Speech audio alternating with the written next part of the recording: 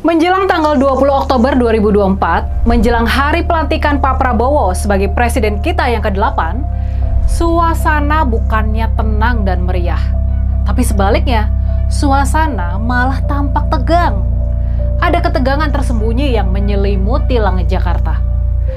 Semua pihak tampak berhati-hati, dan di belakang layar, semua orang masih bertanya-tanya soal apa yang bakalan terjadi ke depannya. Pasca putusan MK di tanggal 20 Agustus lalu yang benar-benar mengguncang dan mengubah drastis peta politik kita, kini semua orang jadi bertanya-tanya, ada kejutan dan plot twist apa lagi yang menunggu kita ke depannya. Memang, waktu 1 bulan bukan waktu yang lama, tapi dalam dunia politik dan drama perebutan kekuasaan, waktu 1 bulan masih cukup panjang buat melancarkan serangan yang bisa melumpuhkan dan bahkan membunuh lawan. Percaya atau tidak, sampai sekarang masih ada pertanyaan soal apakah Pak Prabowo bakal berhasil untuk benar-benar dilantik pada tanggal 20 Oktober nanti. Dan juga, lucunya juga, ada juga pertanyaan soal apakah Gibran bakal benar-benar bisa dilantik sebagai wapres pada tanggal 20 Oktober nanti. Nah, kalau menurut kalian nih, gimana? Apakah Pak Prabowo bakal dilantik? Apakah Gibran bakal dilantik? Terus gimana kalau Pak Prabowo ternyata jadi bertemu dan bicara 4 mata dengan Ibu Mega?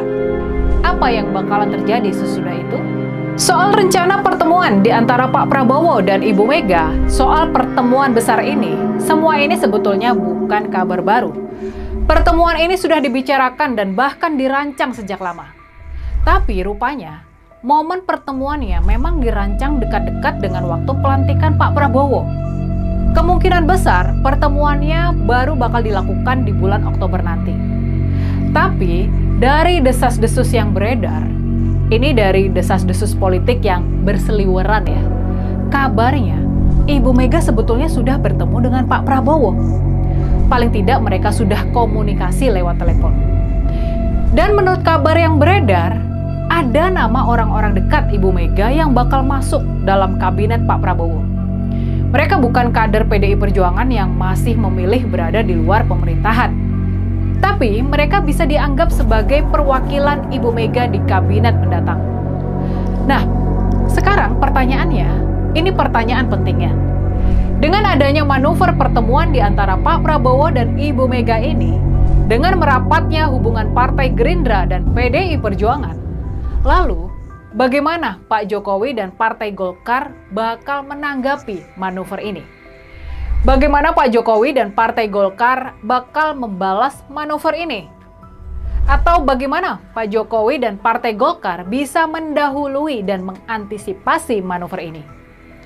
Dalam politik, sebagaimana dalam percintaan, hubungan segitiga, hubungan di antara 3 poros kekuatan yang relatif sama kuat, hubungan segitiga ini sudah pasti rumit dan bikin banyak masalah. Perlu keterampilan tersendiri buat menjaga keseimbangan hubungan ini. Dan sekarang ini Pak Prabowo ada dalam posisi sebagai pemain utama dan sekaligus penyeimbang. Seperti yang sudah kita pahami bersama, Ibu Mega dan Pak Jokowi adalah 2 kutub yang berseberangan. Dan bahkan mungkin saja mereka sekarang sudah ada di tahap saling membenci. Tapi nih, uniknya, sekarang ini bandul kekuasaan mulai beralih ke Pak Prabowo.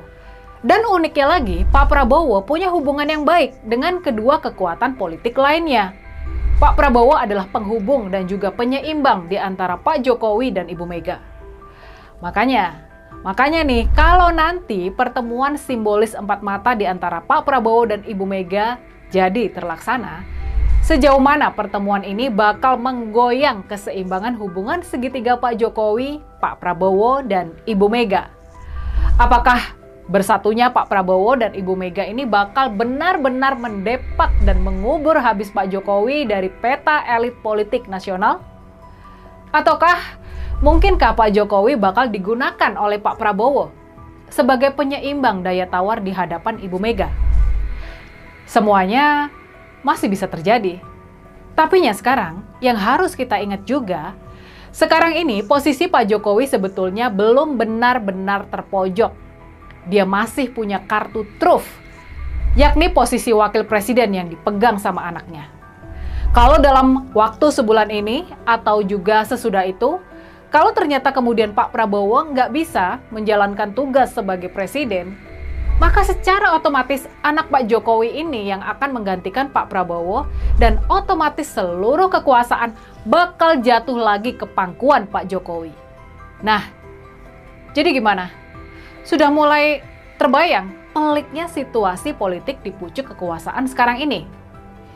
Walaupun kondisinya sekarang sudah membaik, walaupun kondisi dari kacamata demokrasi dan kedaulatan rakyat sudah membaik berkat putusan Mahkamah Konstitusi, tapi kita harus tetap ingat, kalau Pak Jokowi, walaupun pengaruh dan pesonanya sudah runtuh dalam semalam berkat demo serentak para mahasiswa dan masyarakat sipil di berbagai kota, tetap saja Pak Jokowi ini masih punya peluang buat comeback.